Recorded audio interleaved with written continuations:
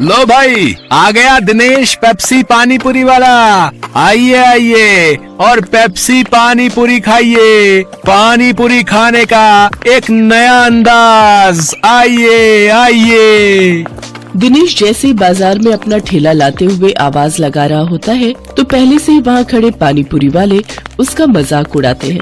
Pepsi पानी पूरी अब पानी पूरी में पेप्सी डालकर बेचेगा क्या ये आदमी है? अरे लोग तो ऐसी पानी पूरी चखते ही उल्टियाँ करने लगेंगे भैया। सही कह रहा है भोला तू। देखना तू 10 दिन भी नहीं टिकेगा यहाँ पे। सभी पानी पूरी वाले उसका मजाक उड़ा रहे थे, लेकिन ग्राहक उसकी तरफ हैरानी से देख रहे थे। अरे देख तो नेहा, कोई नया पानी पूरी वाला आया है। चल तो सही, इसकी पेप्सी वाली पानी पूरी चख कर आए, आखिर ये होती कैसी है। हाँ हाँ चल। अरे भैया जरा हमरे लिए एक एक प्लेट लगाना तो। वैसे कितने का एक प्लेट? जी सिर्फ 20 रुपए प्लेट। फिर जैसे ही काजल और नेहा उस पानी पूरी को अपने मुंह में रखती है, वो तो खुशी से पागल हो उठती। कुछ महीने ऐसे ही कमाई होती रही तो वो दिन दूर नहीं जब मेरे बंटू का इलाज हो जाएगा और वो पूरी तरह ठीक हो जाएगा। बंटू दिनेश का 7 साल का बेटा था और उसके दिल में छेद था। उसके ऑपरेशन के लिए डॉक्टर ने काफी खर्चा बताया था। दिनेश जब भी शाम को घर लौटता तो बंटू अक्सर उससे पूछता, पापा आपने मेरे इलाज के लिए पैसे जोड़ लिए क्या? अब कुछ ही महीनों की बात है बेटा, मैं जल्दी ही तेरे इलाज के लिए पैसे जोड़ लूंगा। ऊपर वाले की दुआ से अपना पेप्सी पानी पूरी का धंधा बहुत अच्छा चल रहा है। सच्ची पापा? फिर तो मैं भी आपके साथ खेल सकूंगा, दौड़ूंगा भागूंगा और आप देखना फिर तो रेस में मैं ही फर्स्ट आऊंगा। दिनेश की बीवी संध्या जब भी अपने बेटे को ये कहते सुनती तो वो कहती, तू बिल्कुल भी परेशान मत हो बंटू, मैं रोज मंदिर जाकर तेरे ठीक होने के लिए भगवान से प्रार्थना करती हूँ। तू देखना भगवान तुझे बहुत जल्द ठीक कर देंगे। एक दिन दिनेश के ठेले पर हीरू नाम का अधेड़ उम्र का आदमी उसकी पानी पूरी चखने आता है। वो नशे में होता है, तभी उसकी नजर दिनेश के गल्ले पर जाती है। किसी ने ठीक ही कहा था इसके बारे में, इसका गल्ला तो लबालब नोटों से भरा हुआ है भाई। हीरू एक ठग, शराबी और जुआरी किस्म का आदमी था। उसका काम ही लोगों को ये सब बुरी लत लगाना था। दिनेश के भरे गल्ले को देखने के बाद हीरू उससे कहता है, अरे सुना है कि तेरे बेटे को कोई बड़ी बीमारी है, है? और उसके इलाज के लिए तुझे लाखों चाहिए? हाँ भाई सही सुना है, मुझे मेरे बेटे के इलाज के लिए कई सारे पैसों की जरूरत है। तो तुझे क्या लगता है इस ठेले से तू लाखों रुपए कम समय में कमा पाएगा? इसके लिए तो तुझे कई साल लग जाएंगे। हाँ लेकिन इसके अलावा मैं और कर भी क्या सकता हूँ भाई? देख इसमें मैं तेरी मदद कर सकता हूँ। अगर तुझे हफ्ते भर में ही 5 लाख रुपए कमाने हो तो मुझे आकर मिल लेना। ये रहा मेरा पता, ठीक है ना? अच्छा अब मैं चलता हूँ, ठीक है भाई? आखिर ऐसा कौन सा रास्ता है इसके पास जो ये मुझे एक हफ्ते में इतने पैसे कमा कर दे देगा? खैर मुझे क्या, मुझे तो बस अपने बेटे के इलाज के लिए पैसे से मतलब है। एक काम करता हूँ, एक बार जाकर इससे मिल ही लेता हूँ। यही सब सोचकर एक दिन दिनेश जाकर हीरू से मिलता है। हीरू उसे ऐसे सपने दिखाता है कि दिनेश ज्यादा पैसे कमाने के लालच में उनके साथ जुआ खेलने लग जाता है। कल मैंने 1000 रुपए लगाकर 2000 कमाए थे। ऐसा करता हूँ आज ठेले की सारी कमाई ही लगा देता हूँ, एक दिन में डबल कमाई हो जाएगी।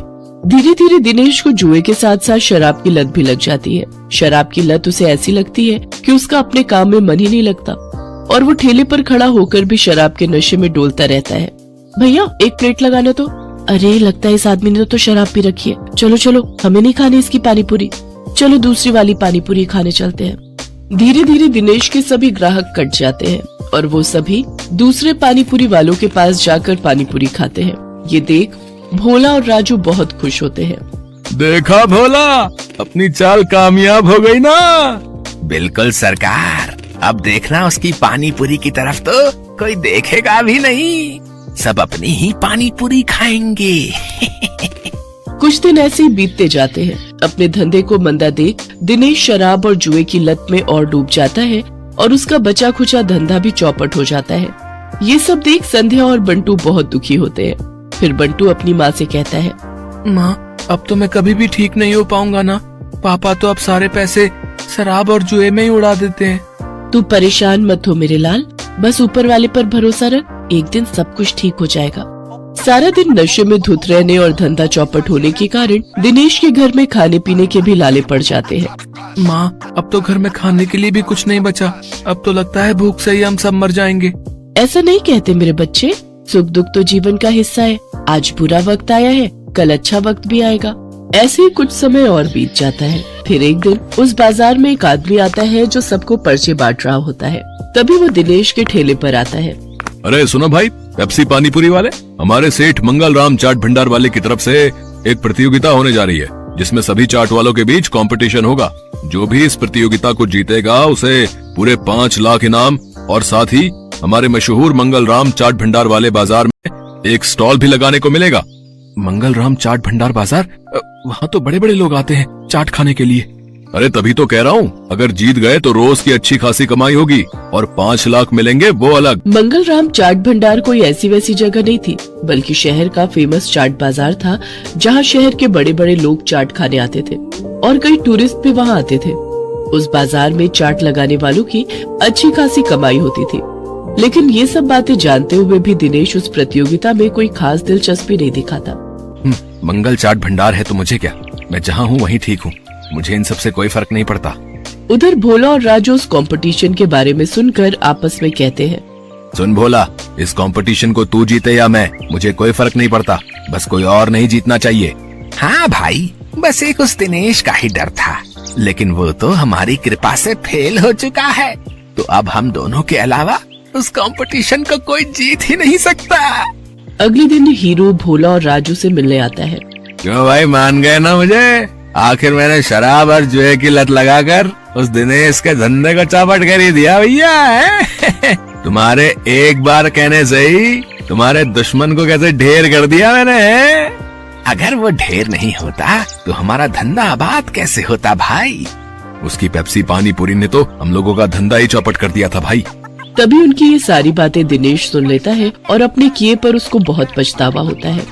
मैं भी कितना बेवकूफ था जो इन पाखंडियों के झांसे में फंस गया और बर्बाद हो गया। लेकिन अभी भी कुछ नहीं बिगड़ा है, मैं इन सबको मजा चखाऊंगा। मैं इस प्रतियोगिता में हिस्सा जरूर लूंगा। यही बात मन में ठाने दिनेश उस चाट प्रतियोगिता में हिस्सा लेता है और अपनी पेप्सी वाली पानीपुरी की रेसिपी से इस कॉन्टेस्ट को जीत लेता है, जिससे उसे 5 लाख का इनाम मिल जाता है। साथ ही मंगल चाट भंडार में स्टॉल लगाने के लिए जगह भी। इनाम से मिले पैसों से वो अपने बेटे का इलाज करवाता है। बंटू पूरी तरह से ठीक हो जाता है और वो भी दूसरे बच्चों की तरह खेल कूद करने लगता है। दिनेश की पेप्सी पानीपुरी अब मंगल राम चाट भंडार की जान बन गई थी। उस बाजार में जो भी ग्राहक आता वो उसकी पानीपुरी चखे बिना वापस नहीं जाता। उसकी तरक्की देख राजू, भोला और हीरो को अपनी करनी पर बड़ा पछतावा होता है। भदनपुर शहर से कुछ ही दूर दीनानगर नाम का एक गांव था। उस गांव में मोहन नाम का एक ग्वाला रहता था, जो हर सुबह शहर दूध बेचने जाया करता था।